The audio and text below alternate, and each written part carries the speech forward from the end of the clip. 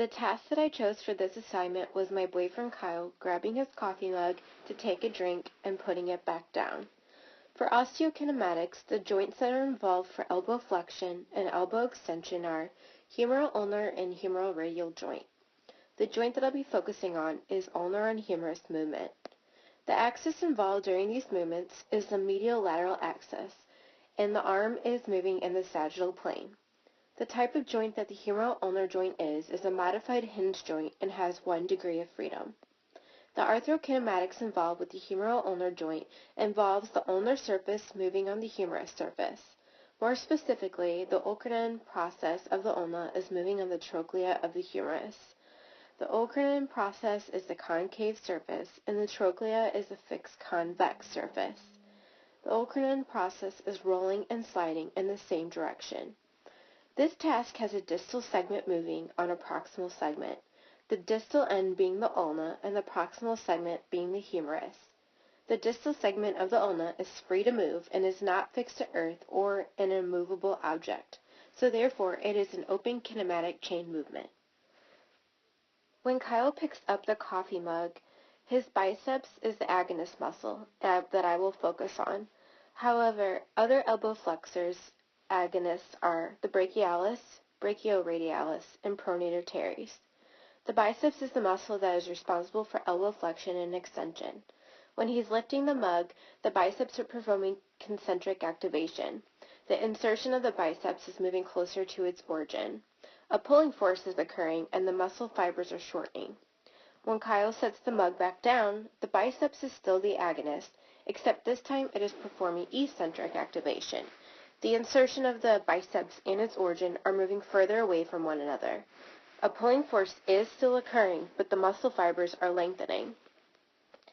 Active force is occurring within the muscle during concentric activation. As the elbow is flexing, the biceps is shortening, and the muscle tension is increasing, all the way from bringing the coffee mug from the counter to his mouth. When Kyle's forearm is at 90 degrees flexion, it's at the ideal resting length, which means it is the point that he is generating the most force. Also, this is the point where the greatest number of cross-bridge attachments are occurring.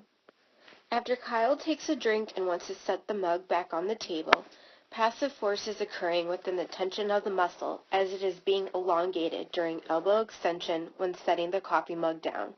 The tissue is slackened before it reaches critical length or ideal resting length, which is when the forearm was at 90 degrees extension. The elbow continues to extend as the passive force continues to increase, which allows the arm to control the speed in which he sets the mug on the counter, instead of slamming it down with excessive force. For my first free body diagram, I have Kyle in with elbow flexion. The yellow is the joint angle in elbow flexion. The first red line is the internal force of the biceps. The next red line is the external force of the gravity, shown about 2/3 of the way down his arm. And the third red line is the external force of the mass of the coffee mug. Kyle's arm is rotating upward, and his joint reaction force is occurring here. The blue lines are vector components of x and y, showing the vector resolution of the force.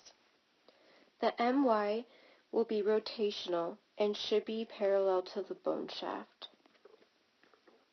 I'll draw in the y components.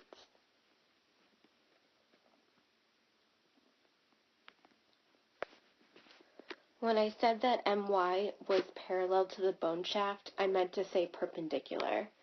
Mx is parallel to the bone shaft, which I will draw in here.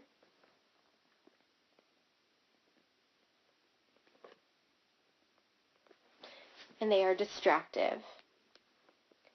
Here is a complete look with the components of my first free body diagram.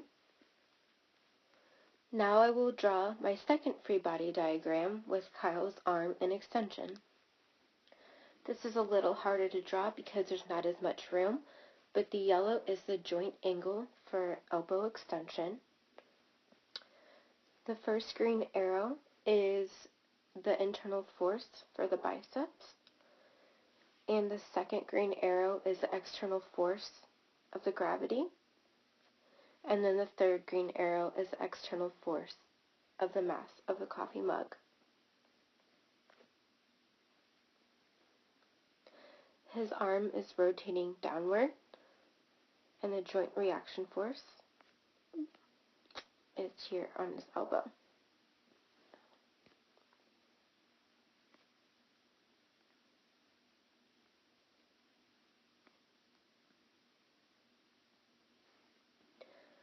Okay, here I'm drawing the my component, which is rotational.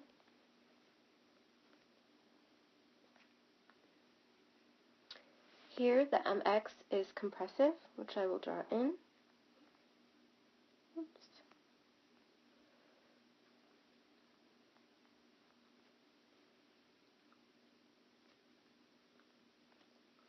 The coordinate system is over there in the bottom right.